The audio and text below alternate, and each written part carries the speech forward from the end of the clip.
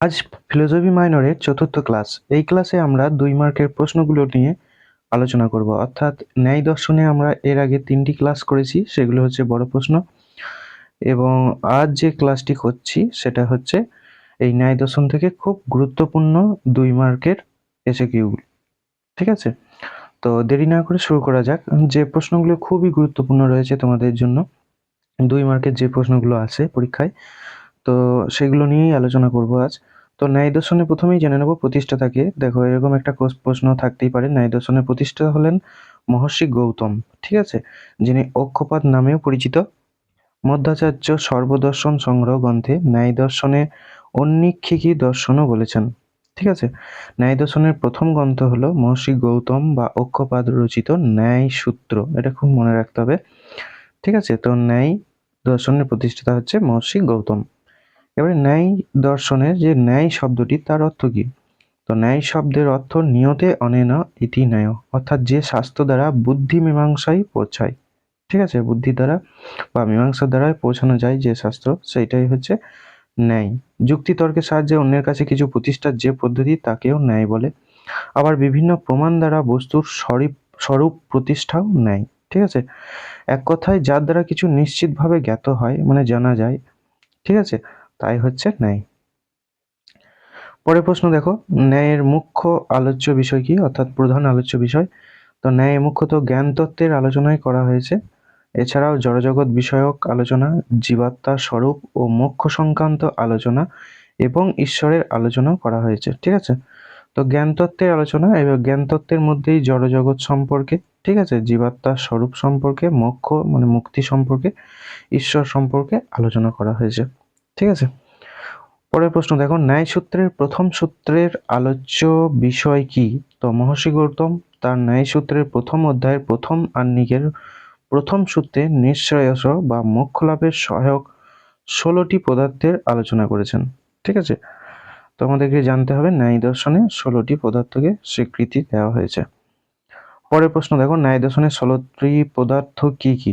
তো পরপর মনে রাখতে না পারলেও 16টি পদার্থ মনে রাখতে হবে। প্রমাণ, প্রমেয়, 3 নম্বর হয়েছে সংশয়, 4 নম্বর প্রয়োজন, 5 নম্বর সিদ্ধান্ত, 6 নম্বর হচ্ছে দৃষ্টান্ত, 7 নম্বর অবয়ব, তর্ক, নির্ণয়, বাদ, জন্ম, বিতণ্ডা, ছল, হেত্যাভাস, জাতি এবং নিগ্রস্থান। এইগুলি হচ্ছে ন্যায় দর্শনের স্বীকৃত 16টি পদার্থ। পরের প্রশ্ন দেখো, পদার্থ কি? তো পদস্য অর্থ পদার্থ, অর্থাৎ একটি পদের দ্বারা যা নির্দেশিত হয়, মানে একটি বস্তুকে জানবার জন্য যে বিশেষণটি ব্যবহার করা হয়, সেটাই হচ্ছে পদার্থ। যেমন ঘট, এই পদটির ওই শব্দ দ্বারা নির্দেশিত ঘট নাম বস্তুটি, মানে একটি ঘট শব্দের দ্বারা কি বোঝায় হয়, কোনো বস্তুকে বোঝানো হয়, সেটাই হচ্ছে পদার্থ। পরের প্রশ্ন দেখো, মোক্ষ লাভের ক্ষেত্রে পদার্থের আলোচনার কারণ কি? ন্যায় দর্শনের লক্ষ্য মোক্ষ বা নিঃশ্রেয়স লাভ করা। মোক্ষ বা নিঃশ্রেয়স লাভের সহায়ক হলো পদার্থ বিষয়ের তত্ত্বজ্ঞান। এটা থাকতেই হবে মুক্তির জন্য, আমাদের তত্ত্বজ্ঞান বিষয়ের উপর তত্ত্বজ্ঞান আমাদের আবশ্যক। এই কারণে মোক্ষের আলোচনা প্রসঙ্গে পদার্থের আলোচনা করা হয়েছে। ঠিক আছে, তো ন্যায় দর্শনের প্রধান যে লক্ষ্য, সেটা হচ্ছে মোক্ষ। আর মোক্ষের জন্য আমাদেরকে তত্ত্বজ্ঞান বা বাহ্যিক বস্তু সম্বন্ধে জ্ঞান বা পদার্থ সম্পর্কে জ্ঞান আমাদের জানা আবশ্যক। পরের প্রশ্ন খুবই গুরুত্বপূর্ণ, প্রমা কি? তো প্রমা শব্দের প্র শব্দের অর্থ যথার্থ, মা শব্দের অর্থ হচ্ছে জ্ঞান। ঠিক আছে, মা শব্দের অর্থ হচ্ছে জ্ঞান, তাই প্রমার অর্থ হচ্ছে যথার্থ জ্ঞান। ন্যায় দর্শনের প্রমা বলতে যথার্থ অনুভবকে বোঝায়, অর্থাৎ মানে যথার্থ অনুভব ও প্রমা। যথার্থ অনুভব মানে যথার্থ উপলব্ধিকে বলছে প্রমা। প্রমাণ কাকে বলে? খুবই গুরুত্বপূর্ণ, 4টি জিনিস আমাদেরকে মনে রাখতে হবে: প্রমা, প্রমাণ, প্রমেয় আর প্রমাতা। তো প্রমার করণকে প্রমাণ বলে, অর্থাৎ প্রমা করণং প্রমাণম। প্রমা হলো যথার্থ জ্ঞান, আর প্রমাণ হলো যথার্থ জ্ঞানের কারণ বা উপায়। অর্থাৎ আমরা যেভাবে জ্ঞানটাকে আমরা পাচ্ছি, যেভাবে জ্ঞান লাভ করতে পারছি, বা যার মাধ্যম স্বরূপ আমরা জ্ঞানটা লাভ করতে পারছি, সেটাকেই বলছে প্রমাণ। অর্থাৎ যার মাধ্যমে আমরা জ্ঞানটা লাভ করতে পারছি, সোজা কথায় তাকেই প্রমাণ বলে। ঠিক আছে, পরে দেখো, ন্যায় দর্শনের প্রমাণ শাস্ত্র বলা হয় কেন? তো ন্যায় দর্শনে মুখ্যত প্রমাণ তত্ত্বের আলোচনা করা হয় বলে ন্যায় দর্শনকে প্রমাণ শাস্ত্র বলা হয়। পরের প্রশ্ন দেখো, প্রমেয় কাকে বলে? খুবই গুরুত্বপূর্ণ। প্রমেয় হলো প্রমাণের বিষয়। প্রমা হলো যথার্থ অনুভব বা জ্ঞান, তাই প্রমেয় হলো প্রমা বা যথার্থ জ্ঞানের বিষয়, অর্থাৎ কোন বিষয়ে জ্ঞান লাভ করছো সেই জ্ঞানের বিষয়টাই হচ্ছে প্রমেয়। ঠিক আছে, প্রমেয় একটা হচ্ছে পদার্থ। ন্যায়মতে প্রমেয় কয় প্রকার ও কি কি দেখে নাও। 12টি। ঠিক আছে, আত্মা, শরীর, ইন্দ্রিয়, ইন্দ্রিয়গ্রাহ্য বিষয়, বুদ্ধি, মন প্রবৃত্তির মধ্যেই ধর্ম, অধর্ম, দোষ, ঠিক আছে, রাগ, দেশ, মোহ, প্রেত্যভাব মানে পুনর্জন্ম, ফল, কর্ম থেকে উৎপন্ন হচ্ছে সুখ দুঃখ এগুলো, এবং অপবর্গ মুক্তি যেটাকে বলা হয়। তো এটা হচ্ছে প্রমেয় এগুলো। প্রমাণ কয় প্রকার ও কি কি? ন্যায় দর্শনে বা ন্যায় মতে প্রমাণ 4টি। প্রত্যেকটি দর্শনে আলাদা আলাদা প্রমাণ আছে, অর্থাৎ কেউ 1টি স্বীকার করে, কেউ 2টি স্বীকার করে, কেউ 3টি স্বীকার করে। তো ন্যায় দর্শন কি করছে না 4টি প্রমাণ স্বীকার করছে। একটা হচ্ছে প্রত্যক্ষের মধ্যে পাচ্ছে প্রমাণ হতে প্রমাণ, জ্ঞান, অনুমান, শব্দ, উপমান, এই 4 প্রকার ন্যায় দর্শন প্রমাণ স্বীকার করে। অপ্রমা কি না প্রমার উল্টো হচ্ছে অপ্রমা। প্রমা হচ্ছে যথার্থ জ্ঞান, আর কাজেই অপ্রমার অর্থ হচ্ছে অর্থ হচ্ছে যথার্থ জ্ঞানের অভাব বা মিথ্যা জ্ঞান। ঠিক আছে, তো ন্যায় মতে অযথার্থ অনুভবই হচ্ছে অপ্রমা। তাহলে প্রমার উল্টো হচ্ছে অপ্রমা বা বিপরীত হচ্ছে অপ্রমা। অপ্রমা কয় প্রকার ও কি কি?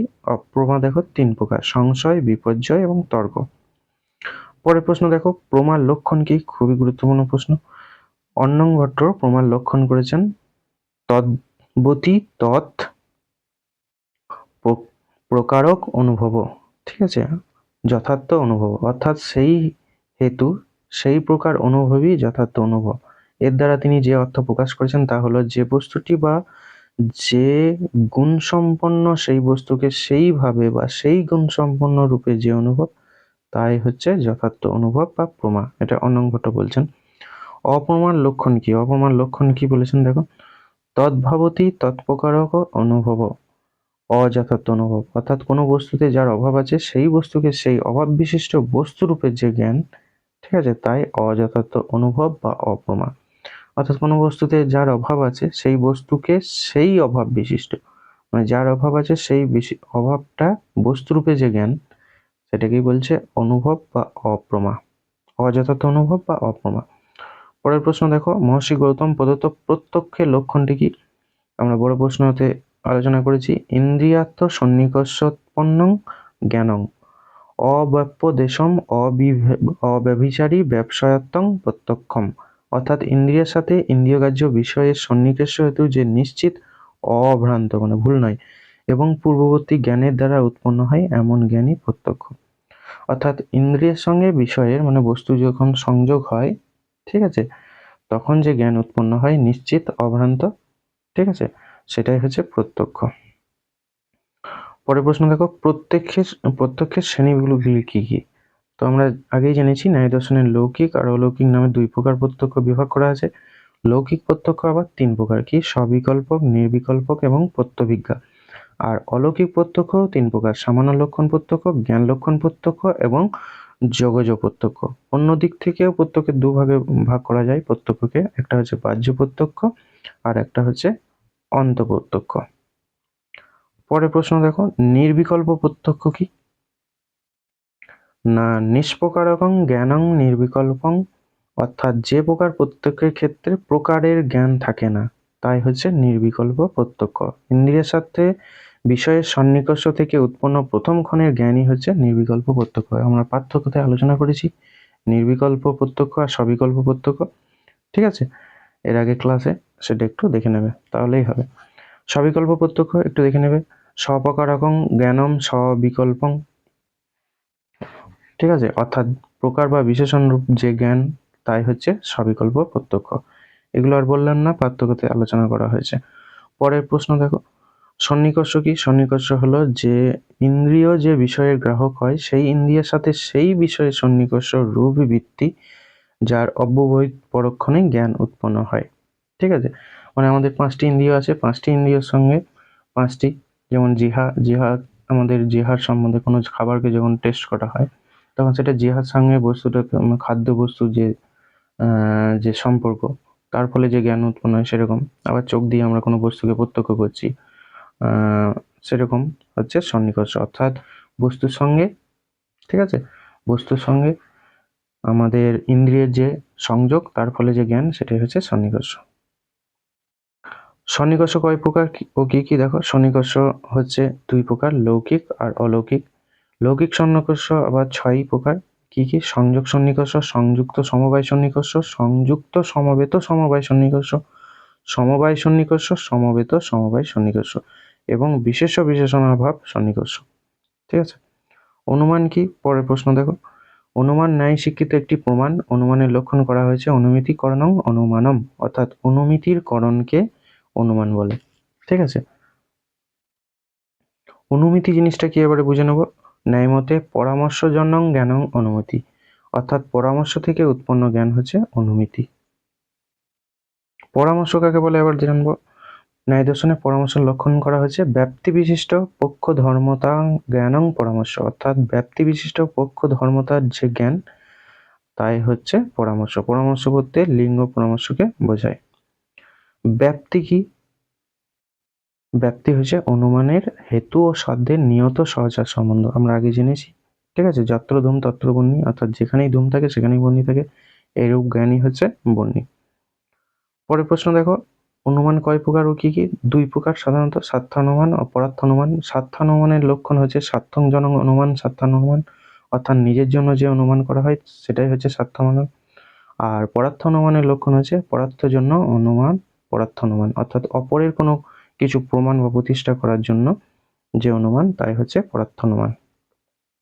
ঠিক আছে। আজ এতটাই। পরের ক্লাসে আমরা বৈশেষিক দর্শন স্টার্ট করব।